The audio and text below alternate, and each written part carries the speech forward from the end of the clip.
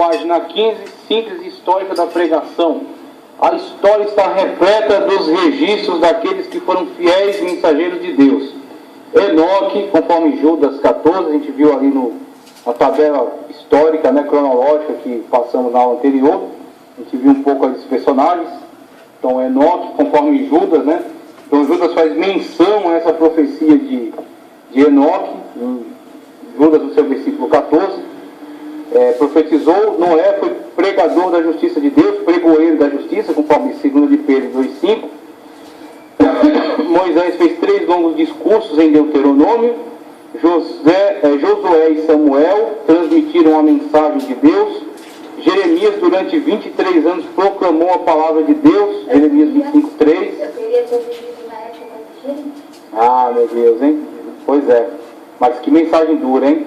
Que mensagem pesada, que mensagem dura. Jeremias foi contra tudo aquilo que esperava que ele profetizasse. Queria que ele profetizasse bênção, vitória, só que ele entregou a verdade. Então, ao entregar a verdade, só dizer uma pessoa teve que pagar as consequências. Tão comprometida com isso, pois é. Sofrer as consequências quase diárias. Só aquilo não merecia a fé de alguém. Exatamente, só o referencial, né, que esse homem devia ser. Maravilha, realmente. Ele teria sido um privilégio mesmo. Os profetas, proclamador ou revelador, e não simplesmente prenunciador, ou seja, aquele que prenuncia algo futuro.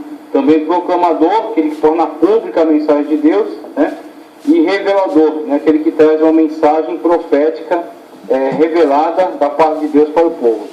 E não simplesmente um prenunciador. Ardiam de zelo pelo Senhor e pronunciavam com veemência e vigor a estupenda expressão "assim diz o Senhor". Essa fórmula, né, pela qual, a partir dessa declaração, toda aquela mensagem que vem seguida a ela é uma revelação da parte de Deus. Então Deus está tomando de empréstimo a boca do profeta para trazer a revelação da sua mensagem. E aí o profeta faz essa anunciação, "assim diz o Senhor", e a partir daí ele conclama, ele faz a proclamação das palavras que foram reveladas por Deus a ele. E aí ele fala um pouco acerca do zelo, e como o zelo, inclusive um versículo bíblico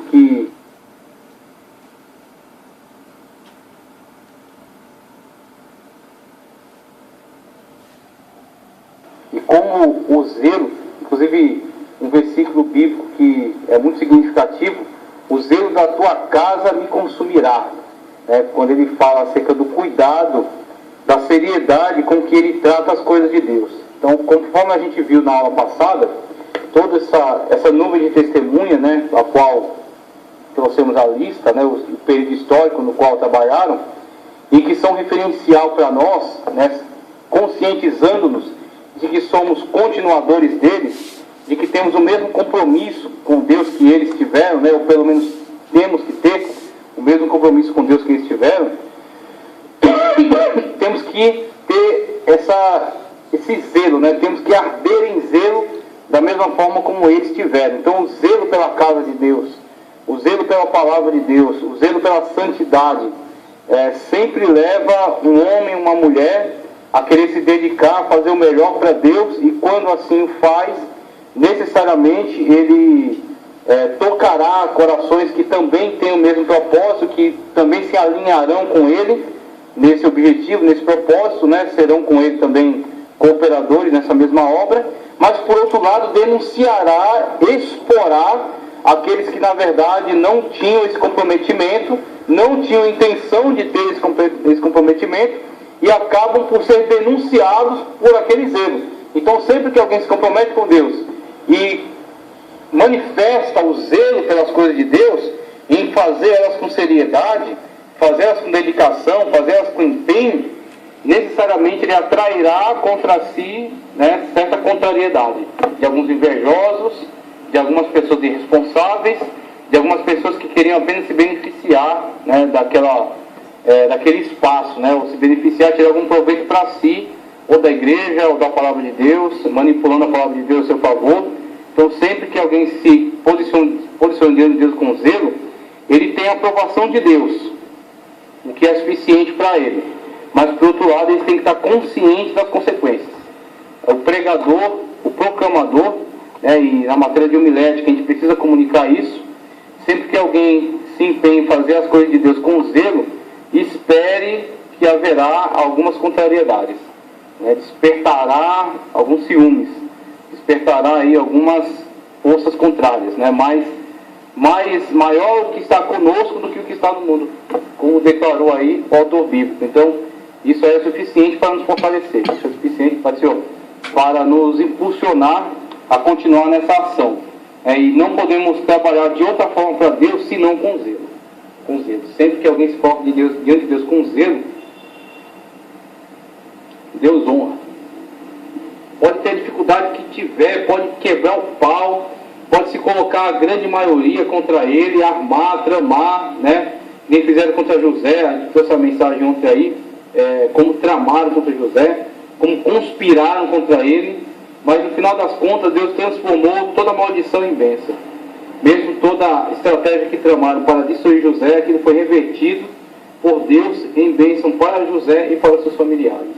Então aquele que estiver trabalhando com zelo na obra de Deus, por mais dificuldades que tenha, Deus conduz todo o processo à vitória, desde que ele se posicione de uma forma correta. Então o pregador, mais do que ele ter preocupação em usar palavras bonitas, em citar diversos autores, em ter conhecimentos ilustrativos, que a gente colocou até uma crítica aqui aos chamados pregadores almanac, e esses pregadores almanac, eles têm muitas curiosidades para poder decorar a sua mensagem e fazer com que a sua mensagem, fazer com que a sua pregação, fazer com que a sua pessoa ganhe muito destaque, de tal forma que chega até a ofuscar o personagem principal da mensagem, por causa dessas... Quando a gente fala que o detalhe toma o lugar do principal, quando a pessoa perde a mão e acaba como uma pessoa que está temperando uma comida e perde a mão no sal e o negócio fica extremamente salgado. Aquilo que era para ser um detalhe, que é ressaltar o sabor de outra coisa, tornou-se o principal, que aí estraga.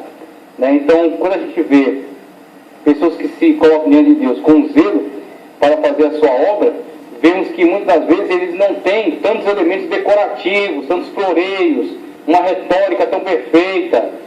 Muitas vezes ele tem uns princípios básicos da homilética, mas ele não consegue estabelecer um sermão com toda essa complexidade, como alguns outros pregadores conseguem.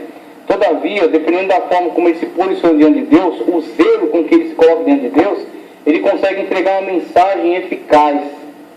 Então aquilo que ele prega, mesmo que não pregue com toda a complexidade como alguns pregam, mas se ele prega com comprometimento, com seriedade, subordinado ao Espírito de Deus e à Palavra de Deus, a mensagem será comunicada. Então ele não consegue pregar acerca de coisas tão complexas, mas ele prega acerca ele fala acerca do cego de Jericó, e Deus comunica uma mensagem, às vezes de cura, de milagre. Ele prega acerca da ressurreição de Lázaro, Deus comunica uma mensagem também poderosa ao coração das pessoas. Ele fala acerca do filho pródigo, e Deus comunica ao coração de pessoas que estão desviadas, fala que o Espírito de Deus trabalha no coração delas, e elas se arrependam, através de uma mensagem simples e bem pregada com zelo. Uma pessoa que se coloca diante de Deus com zelo pela sua obra, querendo fazer o melhor pela sua obra. Então é isso que a gente vê nessa síntese histórica. Por que esses personagens são mencionados aqui? Porque são pessoas que fizeram a diferença no tempo deles. Pessoas que fizeram a diferença, que se posicionaram de tal forma que a mensagem que eles entregaram da parte de Deus tinha tanto zelo naquilo que eles estavam fazendo, que foi eficaz, que marcou a sua época, tá certo? Que influenciou pessoas da sua época a servirem a Deus de uma forma melhor, a se consertarem, a cooperarem na obra de Deus. Então a gente vê, a partir daqui, a história, página 15, para quem chegou agora, a história nos faz saber que Crisóstomo, olha que nome bonito aí, nome lindo, Crisóstomo, 347 a 407 depois de Cristo, Crisóstomo, dizem que foi no tempo dele que inclusive o cânon sagrado de Antigo e Novo Testamento foi completamente definido. Os livros já estavam prontos, já estavam circulando pelas igrejas. Aí foi no tempo dele que surgiu essa ideia de fechar aquilo tudo num livro só, num cânon só. que juntasse Novo e Antigo, uma Bíblia só. Aí fechou aquilo que entendemos hoje, chamamos de Bíblia, né? A Bíblia Sagrada. Então temos aí Crisóstomo, era um grande pregador, e isso se reflete no seu nome. Crisóstomo é boca de ouro, em grego. Crisóstomo, boca de ouro. Veja só, e Constantinopla. Na verdade, ele é empenho de um homem que se tornou importante na história do cristianismo, né? O senhor Crisóstomo foi patriarca aí da Igreja Ortodoxa Oriental. Deste apogeu, porém, houve um rápido declínio para as trevas da Idade Média, quando pouca pregação digna de nota foi feita. Muitos argumentam que a pregação durante esta época foi ineficaz, por ter dependido cada vez menos das Escrituras e cada vez mais dos pontos de vista dos concílios teólogos. Quando você se depara com uma situação dessa, né, a situação em que caiu a igreja na Idade Média, você começa a perceber qual deve ser o lugar das coisas. Então a gente estuda teologia, a gente lê alguns livros, né, de alguns teólogos, lê algumas teologias sistemáticas, lê alguns comentários. Agora, qual é o lugar que essas coisas devem ocupar no contexto da igreja? O quanto elas são importantes, o quanto elas são relevantes. Se a elas for dado menos importância do que merecem, você perde a oportunidade de adquirir um conhecimento importante, de acrescentar um conhecimento válido, útil. Se for dado importância demais, você acaba dando a ela uma importância indevida e substituindo a palavra de Deus pela teologia. A palavra de Deus, ela tem sempre o lugar central. Então, tudo que circunda em torno da palavra de Deus deve cooperar com ela. Por isso que a gente está enfatizando aqui, dentro da pregação, as ilustrações são importantes, os comentários são importantes, as inferências são importantes, os acréscimos, informações históricas, arqueológicas, hermenêutica, exegese, tudo isso é importante. Só que eles são importantes só como acréscimos, só como detalhes, né? Como comentários, pequenos comentários, que não podem tomar o lugar central, a centralidade da palavra de Deus dentro da mensagem. A mensagem tem que ser bíblica. Ela tem que ser bíblica. São acessórios. São acessórios. Ao central a palavra. Então, os acessórios que se lança a mão para... Isso, desde que contribuam com o entendimento dela. São acessórios. Agora o que acontece? Na Idade Média, por que o declínio? Porque era a Idade Média? Não. O declínio é por causa da forma como se comportaram aqueles que estavam à frente da igreja. Eles se comportaram de uma forma, vamos dizer assim, porque se tornaram avançados na teologia, a teologia se tornou uma ciência, e a teologia ganhou cada vez mais relevância, eles abandonaram a centralidade da mensagem bíblica e passaram a dar mais ênfase às próprias discussões, elucubrações, né, às próprias hipóteses teológicas que estavam sendo levantadas. Não pregava-se mais a Bíblia, pregava-se teologia, pregava-se especulações teológicas, filosofias. Aí o pessoal estava começando a adaptar as filosofias platônica e aristotélica aos conceitos cristãos. Aí você tem, mais para frente, você terá a escola tomista, que vale-se muito da filosofia de Aristóteles. Antes disso, né, antes de Tomás Aquino, você teve Agostinho de Hipona, que se valeu da filosofia platônica e implantou isso dentro da teologia, aproveitou muito seus argumentos platônicos. Então o que acontece? Esses caras fizeram uma grande obra. Agora, a falha estava em muitos pregadores, em vez de se voltarem para a Bíblia e pregarem a Bíblia Sagrada, eles pregavam muito mais teologia e deixavam algum espaço para alguma menção rara acerca da Bíblia Sagrada. E aí você vê o estabelecimento das missas, por exemplo, quando a igreja de fato estabeleceu as missas, né? Não havia mais uma proclamação da palavra diretamente, uma pregação bíblica, onde se faz menção de um texto, explicação do texto. Simplesmente você tem uma cerimônia rígida, fixa, onde você pega o texto em latim, você faz a leitura de alguns textos selecionados, de costas para o povo, faz aquela leitura em latim, realiza os sacrifícios ali da missa, né, toda aquela encenação da morte de Cristo, ressurreição, a hóstia que é entregue ao povo no final, e a única importância do povo estar ali é o fato de participar, não interagir com a missa, mas simplesmente observá-la. A missa é santa por si mesma, tanto que ela é chamada de sacramento. Só pelo fato dela ter sido realizada é o suficiente. Você não precisa entender a missa, você não precisa participar da missa, interagir com ela. Você simplesmente está ali e assiste. Ela é realizada, pelo fato dela ter sido realizada, cumpriu o seu papel, o seu objetivo.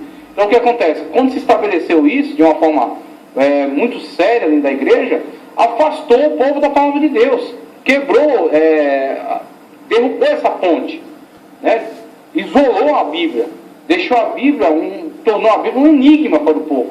Somente os teólogos tinham acesso à Bíblia, e não tinham acesso para entregá-la ao povo, tinham acesso somente para lerem ela, né? Construírem uma teologia em cima dela e anunciarem ao povo só alguns aspectos mais teológicos do que bíblicos diretamente. Então o povo foi afastado do contato direto com a Bíblia Sagrada.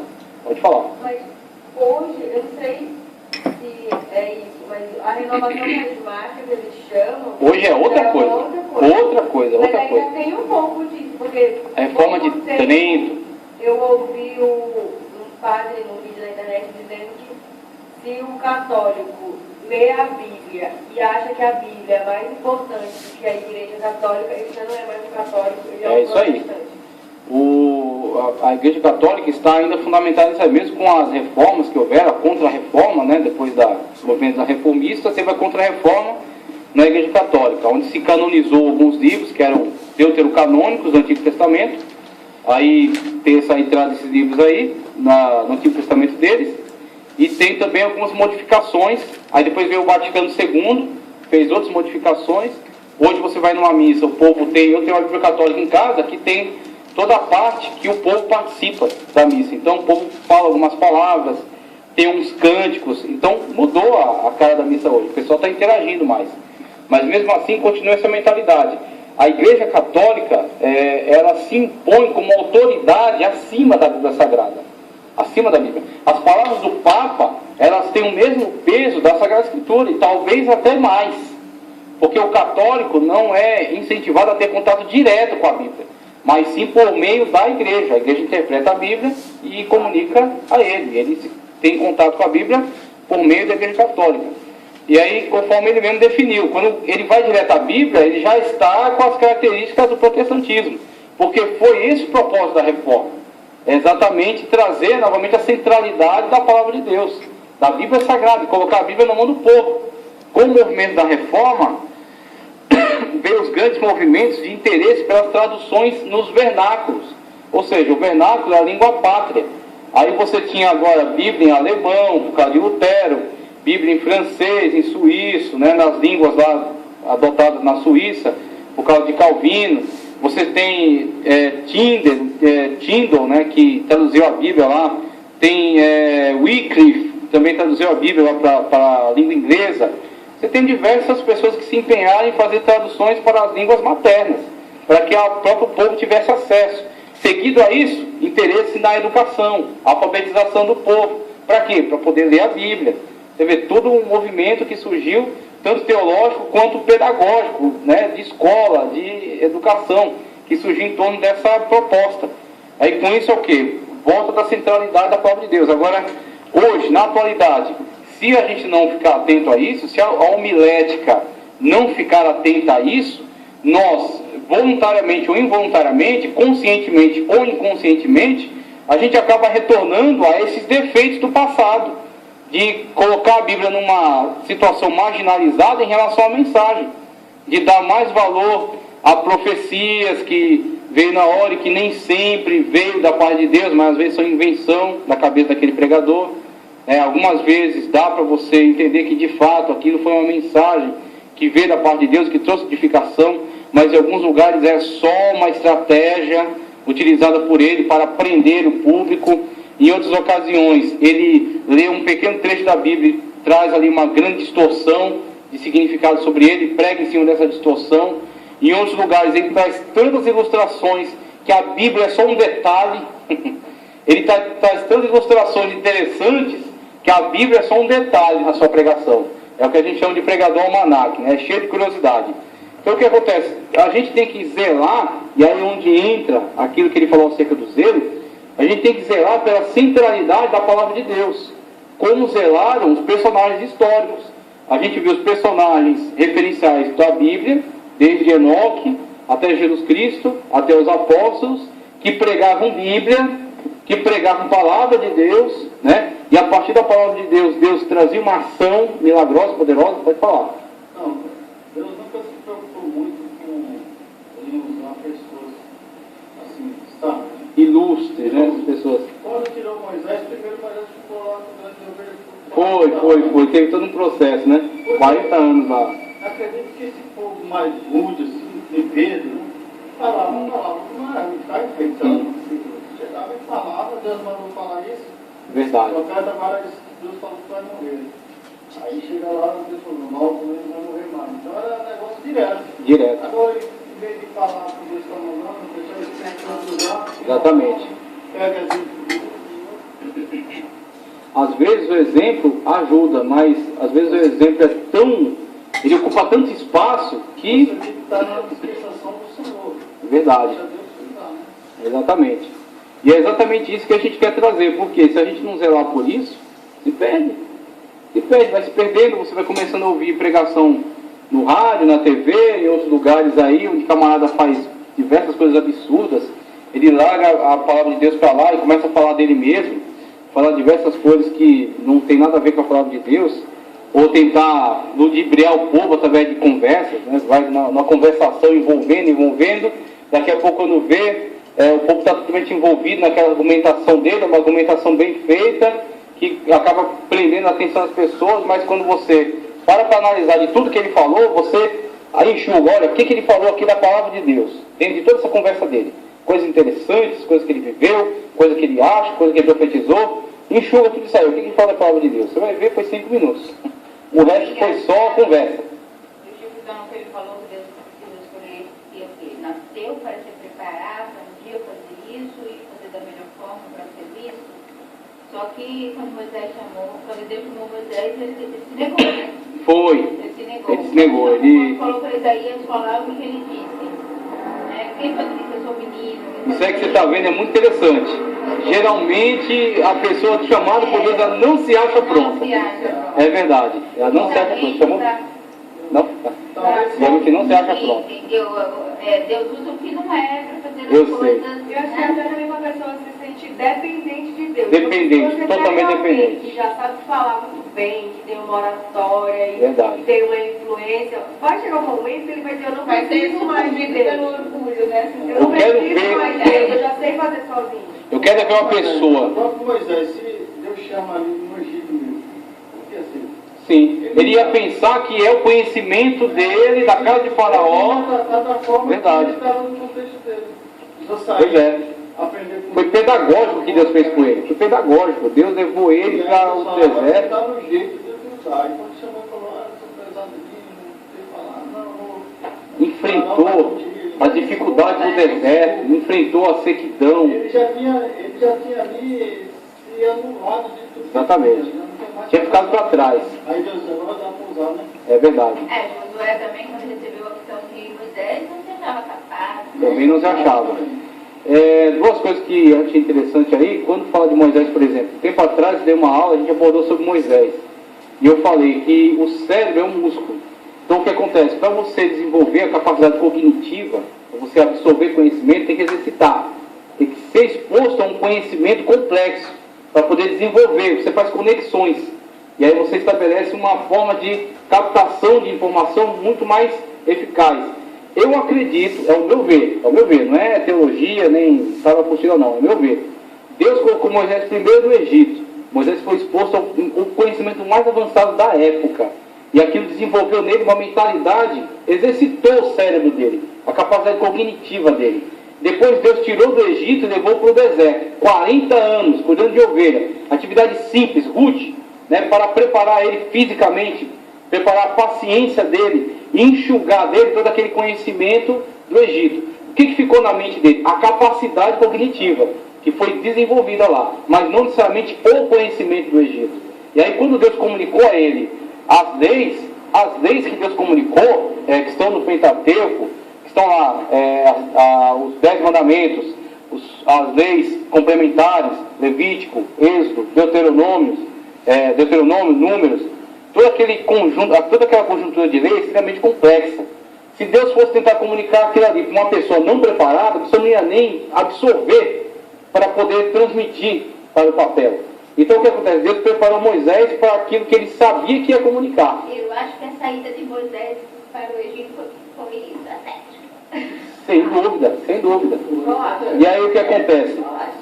Com relação ao que a gente fala aqui, da retórica, eu quero ver uma pessoa que tenha assim, se preparado na capacidade de uma boa retórica, de ter uma gama de palavras boas para poder colocar na sua pregação, de ter técnica para montar um sermão, de ter hermenêutica para aplicar a palavra, exegese para interpretar o texto bíblico, ter toda essa gama de conhecimento e não depender dele. Ter toda essa gama de conhecimento, a gente tem que lapidar essa pessoa. Ter toda essa gama de conhecimento e depender de Deus.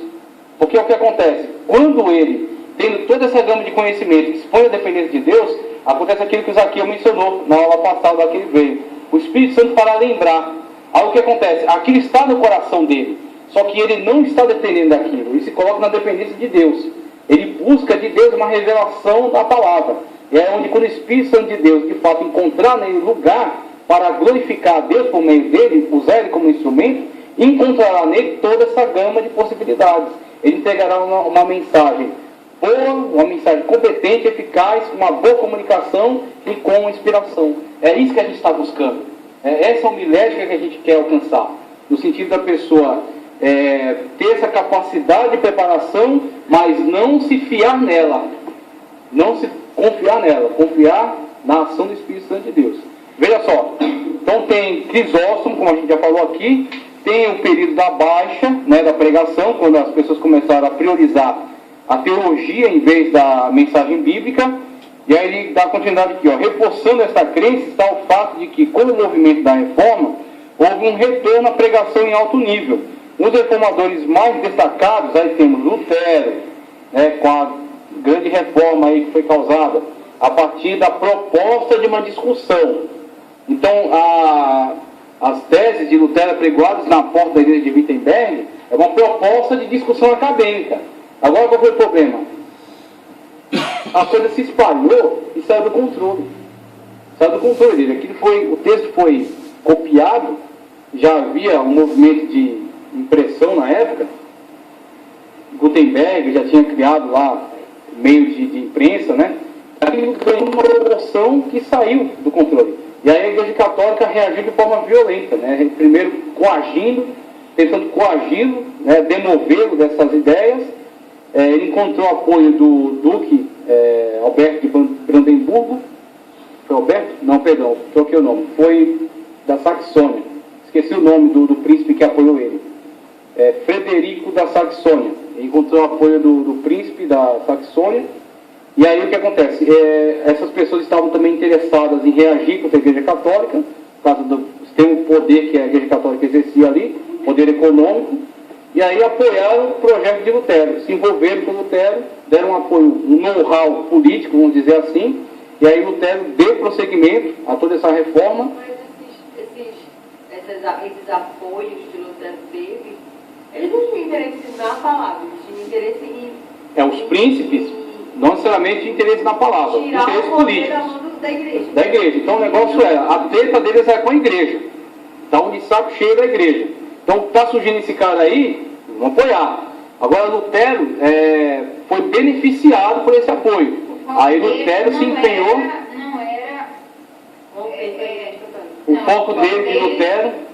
O foco deles com Lutero não era propriamente o que Lutero fazia. Isso. Ser a igreja católica. Era uma questão política para eles. Agora para Lutero não era. Aí para Lutero era toda a questão da reforma da igreja. Vontade de romper com a igreja católica. Num primeiro momento não. Ele queria que tivesse uma mudança, mas exatamente. Lá dentro. Mas depois que tudo se fechou para ele, o Papa lançou uma bula contra ele, Aí ele vai lá na praça pública, leva a bula do Papa e queima. Aquilo ali foi, acabou, cortou a aliança, agora cada um por si.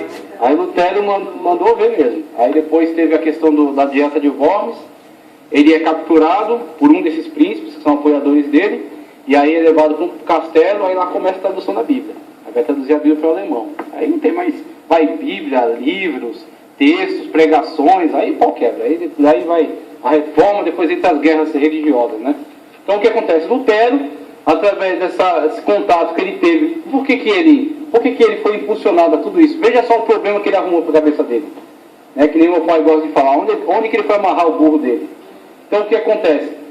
Isso foi impulsionado por quê? Contato com a palavra de Deus. O justo viverá da fé. Pronto, o justo será salvo, a gente é salvo pela fé em Cristo Jesus. Daí surgem os 5 solas, né? Tudo aquilo que sintetiza esse movimento da reforma. Surge aí todo esse empenho dele em traduzir a Bíblia, em tornar a Bíblia pública, impulsionado pela palavra de Deus. Então o que a gente ganha de observar o exemplo? Que o único impulsionador de uma ação que possa ser em prol da glória de Deus tem que vir da palavra. Tem que vir da palavra. Hoje a nossa linguagem ela envolve muito a questão do avivamento. Avivamento. E a gente falar de avivamento sem partir de um conhecimento bíblico é completamente ineficaz. Avivamento só baseado em euforia, avivamento baseado em profetada, Não é avivamento, é movimento. é movimento, pois é. Pode falar. Se não tivesse feito isso, o que você teria permitido hoje? Teria vindo outro reformador. Deus não teria permitido que desse seguimento dele que estava. A missão de Deus, o episódio que aconteceu com Lutero? Eu creio que foi. Eu pelo menos eu acredito que foi. Deus usou aqueles meios ali. Lutero era um homem perfeito, que fez tudo certinho, era uma pessoa que tinha uma ortodoxia bíblica perfeita de forma alguma. Lutero tinha os problemas dele. Só que qual é a questão? Era tudo traumatizado. Ele tinha problemas pessoais, e toda pessoa que começa um movimento não faz aquilo de uma forma perfeita, vai sendo aperfeiçoado com o tempo. Então o que acontece? Se não fosse através de Lutero, tinha outros, as reformas estavam estourando em tudo que é lugar. Tinha os valdenses. Certamente esses outros também não seriam perfeitos. Exatamente, como nós também não Até somos. hoje, né? Então tinha os valdenses, Constante reforma. depois teve Zwinglio, que fez a reforma também, a parte na Suíça. A reforma de Zwinglio não tem nada a ver com a de Lutero. Zwinglio faz a reforma lá, Lutero faz a reforma aqui. Zwinglio tentou se unir com Lutero não quis. Lutero era difícil ele.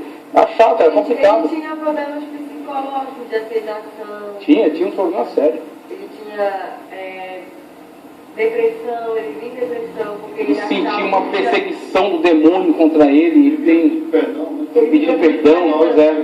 Já era sinais, né, de uma pessoa que tinha problemas Mas sérios. eu não escolhi as coisas loucas. As coisas loucas, exatamente. A gente tem... É interessante isso, a gente pensa que Deus vai escolher só o certinho, né? Às vezes, de quem Deus precisa, às vezes é do problemático mesmo. É porque fala e não tem Deus. Fala aí. Se a pessoa fosse certinho, não teria Então. afirmar que passa um complicado. Se fosse certinho, exatamente, eu acho que é exatamente isso. A ética dele deixar queimado tudo aqui. A ética não ia deixar. E outra coisa, se fosse certinho, ele não ia querer se envolver num problema desse tamanho.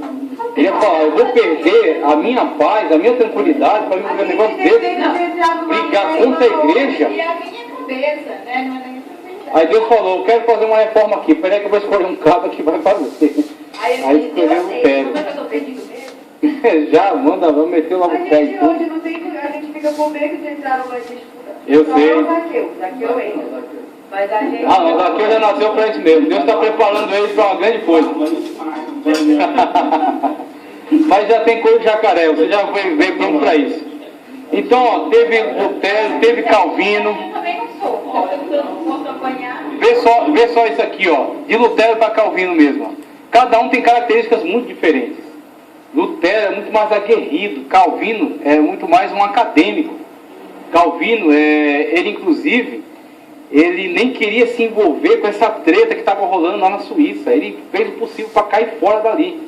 Ele foi convencido, eu não vou me lembrar o nome da pessoa que convenceu ele a ficar na Suíça, mas ele foi convencido quase que por uma coerção.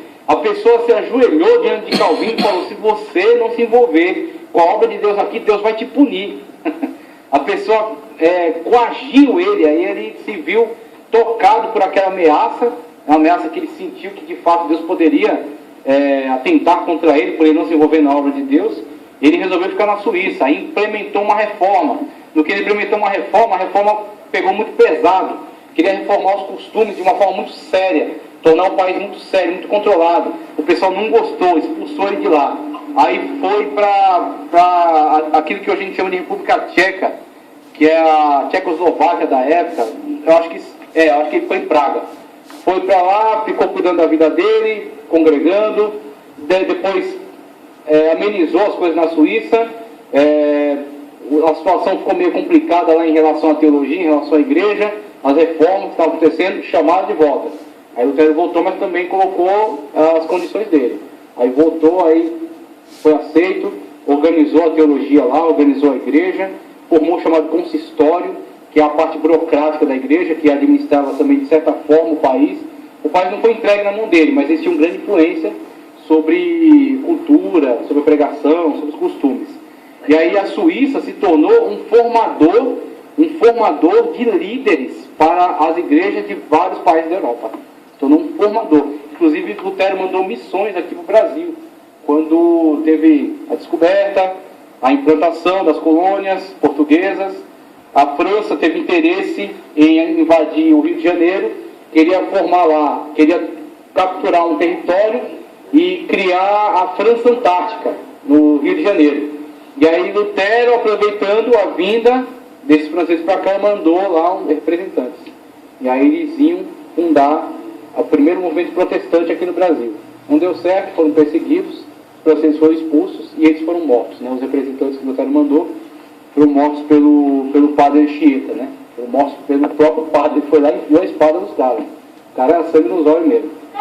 Mas depois a gente voltou e a gente ficou o pé aqui. Pois é. Põe ele como um cara manso e maravilhoso. Ele matou a espada os caras. Os eles são citados nos livros de história, sempre vem com rodeado de exatamente. Ah, sim. Muito bem. Tem outro lado. Então Calvino é uma grande acadêmica. Inclusive a obra que Calvino escreveu se tornou a primeira sistematização teológica, vamos dizer assim. Lutero escreveu muito, mas Calvino sistematizou assim, a teologia da igreja reformada, através da chamada Instituição da Religião Cristã. Eu tenho esse livro, na verdade são 4 tomos, é muito bom. Exatamente, pois é. É muito bom o livro. Agora, aquilo que a gente sempre discute, são teólogos, não são palavras sagradas, reveladas. Eles têm que ser lidos e tomados algum referencial dele, mas nunca seguidos de uma forma a acatar tudo que ele diz. Tem que ser analisado, o que ele fala. E principalmente subordinado à Bíblia. Aquilo que ele não está muito de acordo com a Bíblia, tira para lá. Mas também tiveram sua importância, né? Teve importância, sem dúvida, sem dúvida. Ainda existem igrejas calvinistas baseadas. O presbiterianismo segue Calvino. Calvinismo. Inclusive tem uns presbiterianos aí que são ultra calvinistas. Eu acho patético a pessoa se chamar de calvinista. Se chamar de calvinista, de arminianista. Eu acho isso ridículo. Porque Calvino nunca pediu que ninguém fosse calvinista. Calvino escreveu aquilo que ele entendeu e deu o seu melhor para interpretar a Sagrada Escritura. Agora o que acontece? Por que eu seria calvinista? Por que eu seria seguidor das ideias de Calvino? Sendo Calvino também um homem falho. Porque ele só seguia a Bíblia. Só faz sentido ser cristão. Só. Aí Calvino, se ele agregar alguma coisa no meu cristianismo, eu posso aproveitar, como eu já aproveitei coisas de Calvino na aula. Ali, né? Armínio também. Eu não sou arminiano. Eu simplesmente leio os textos de Armínio, aquilo que for útil para o entendimento da palavra, eu uso. Só que eu não tenho que seguir o que Armínio disse. Eu tenho simplesmente que ler e aproveitar tirar algum benefício dali, se tiver. Né? Eu não sou agostiniano. Eu acho patético essas coisas que as pessoas falam. Eu sou calvinista. Nem calvinista, nem arminianista, nem agostinianista. A gente tem que ser cristão. Isso, cara. E a palavra do Senhor é infalível, é inerrante. A palavra de Cristo. Então Calvino, que deu sua importante contribuição, Knox, tá certo? Zwingli primeiro. É que ele não colocou aqui, mas eu fiz questão de pôr, Zwingli. que é o grande reformador aí da Suíça, né? Veio o Zwingli, depois veio o Calvino, na verdade, eu inverti um pouco. Tem depois Knox, foi importante aí, acho que é escocês, né? Escocês, se eu não estou confundindo. Grandes reformadores, pessoas que propagaram a palavra de Deus. E esse aqui então, John Wesley, muito importante, inclusive foi um dos que deram apoio, começou a surgir um movimento pentecostal, pré-pentecostal, né? Antes do advento da Rua Azusa, começou já algumas pessoas buscarem mais inspiração, santificarem sua vida, pregarem com mais ênfase, com mais poder de Deus, e o Wesley deu apoio a essa iniciativa. O Wesley já, podemos dizer assim, um pré-pentecostal. É muito bom a teologia de John Wesley, eu li alguma coisa dele, e é muito bom mesmo, um homem que influenciou muito também a obra de Deus, pelo zelo, pela dedicação que ele teve. Grande pregador. Não foi esse que ele foi expulso da igreja, que não deixavam mais ele pregar? A igreja oficial da Inglaterra, a igreja anglicana. Porque ele aceitava o Espírito Santo, né? Ele acreditava no Espírito Santo. Exatamente. E aí ele foi expulso de uma igreja e ele pregava nas praças. Pregava nas praças, e quem ensinou ele a pregar nas praças foi George Whitefield, que era calvinista. Aí o que acontece? George Whitefield e ele tinham certas diferenças. Ele era assim, era um pré-pentecostal, o Wesley. E George Whitefield era calvinista mesmo. Só que era assim, um calvinista que tinha coragem, ousadia, pregava nas praças, tinha uma mensagem ousada mesmo, era grandemente usado por Deus. E aí os dois, George Whitefield, que começou a chamar o Wesley para essas pregações de praça pública. Aí pregava para os mineiros, pregava para os trabalhadores nas primeiras fábricas que surgiam, pregava assim em áreas públicas, atraía grandes multidões através da pregação deles. Mineiro. Baiano ainda não tinha, ainda estava. São disciplinados. É verdade. Mas ele começou essa obra aí, depois ia chegar nos baianos. Depois alguém ia ser mandado para lá. Veja só. Aí tem esse camarada, Savonarola, Gerolamo Savonarola. Esse cabra é de dentro da igreja católica mesmo.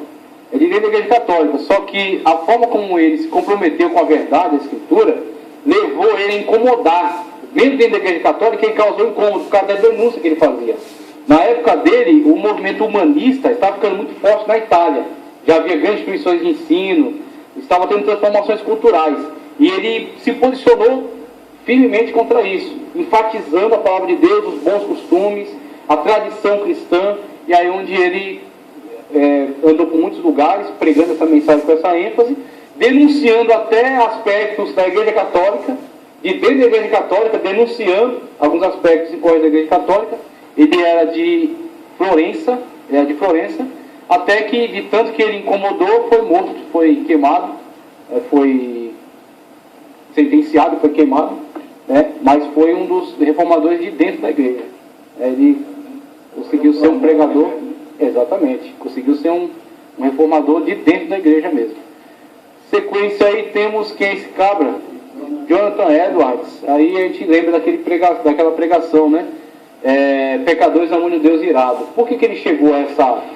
Por que Deus entregou tal mensagem, né, a ele, com o impacto que causou na sociedade da época dele? Por causa da dedicação, do empenho. Ele não é melhor do que ninguém, né? Ele não é melhor do que nós, nem nós seríamos melhores do que ele. Simplesmente ele teve empenho e dedicação no que estava fazendo. Ele se concentrou em buscar a Deus, ele não se apoiou no conhecimento que tinha. É isso que estamos buscando, é isso que estamos provocando, né, com essa homilética. Estamos provocando isso, não ser preguiçoso, porque Deus não tolera, né, irresponsável, preguiçoso, não ser preguiçoso nos estudos, buscar se preparar, né, se municiar de conhecimento suficiente, necessário, mas se colocar nas mãos de Deus como um instrumento para a propagação da palavra de Deus, para que a palavra de Deus tenha o centro, e para que o Espírito de Deus seja o motivador, seja o impulsionador da ação, e para que o seu conhecimento seja um acessório. Aí quando o seu conhecimento for um acessório por meio do qual a transmissão será facilitada, você poderá surtir o efeito, a sua pregação poderá surtir o efeito que a pregação de Jonathan Edwards surtiu. Ele foi um pregador que conseguiu impactar na sociedade, porque ele foi no âmago do problema, no âmago. A mensagem não veio para massagear ego, não veio para engrandecer o homem, a mensagem não veio para agradar as pessoas, mas a mensagem também não veio para surrar as pessoas, para humilhá-las, não era o propósito dele. O propósito dele é a verdade em Cristo Jesus. Então a verdade em Cristo Jesus por meio da palavra. Denunciou o pecado das pessoas. Quando denunciou o pecado, também mostrou a elas qual era a importância do seu arrependimento, do seu perdão, de buscar o perdão de Deus. E é onde ele conseguiu impactar a sociedade e influenciou. A influência não ficou retida dentro dos muros da igreja. Influenciou a sociedade também fora, nos seus aspectos externos, numa mudança de comportamento, numa mudança de vida. Tá certo? Então temos que levantar muitos e muitos pregadores com o mesmo zelo. Uma igreja precisa de muitas pessoas com o mesmo zelo. Só você pensar no número de igrejas que existem e na quantidade de pregadores que são necessários para sustentar uma mensagem sadia da palavra de Deus. Dentre as igrejas que tem, quantos pregadores você imagina que são empenhados em pregar a palavra de Deus com eficácia? Pregar a integralidade da palavra de Deus, né? Na sua verdade, transformar vidas por meio da palavra. É sempre necessário. Não tem fim assim, a necessidade de incentivar esse tipo de ação, de incentivar pregadores fiéis, né, da palavra de Deus. A gente segue já caminhando para o final, George Whitefield, como eu já tinha mencionado, tá, que está ligado aí a John Wesley, tá? John Wesley também era um pregador que pregava muito em lugares públicos e levou muitas pessoas à conversão por causa de uma pregação de uma palavra que tinha ousadia e tinha inteligência. Pregava para as massas. Então, com certeza, numa pregação dessas, ele tem que adaptar a sua fala ao público. Mesmo que ele tenha um vasto conhecimento teológico, filosófico, ele tem que adaptar a sua fala ao público. O cara está pregando para mineiros, perto de uma mina. Não mineiros de Minas Gerais. Mineiros que garimpam nas minas de carvão. E os de Minas Gerais estavam ainda aí esperando a vinda de algum missionário para cá. Tanto os mineiros quanto os baianos, paraibanos. Eu estou falando de mineiros que trabalham nas minas de carvão. Agora, em outro lugar, ele prega para os acadêmicos. Em outro lugar, ele prega numa praça pública, prega numa igreja. E tem que adaptar a sua mensagem ao público. Mas tem que ter a mesma ênfase, né? O mesmo impacto. E aí, a gente fecha com esse cabra aqui, ó. Quem é esse cabra aí? Conhecido, hein? Charles Spurgeon, chamado Príncipe dos Pregadores. Príncipe dos Pregadores. Também, movimento de reforma. E esses movimentos evangelísticos, missionários, já estava forte. Em alguns momentos tinha um certo declínio, principalmente porque a igreja oficial não apoiava, a igreja oficial perseguia, foram muito perseguidos, os presbiterianos, os anabatistas, né? Os chamados, tem outros movimentos que eu não estou me lembrando agora o nome, mas alguns movimentos que não estavam alinhados com a igreja oficial. Anabatistas foi um movimento que surgiu dentro do contexto da reforma, que não acreditava no batismo de crianças.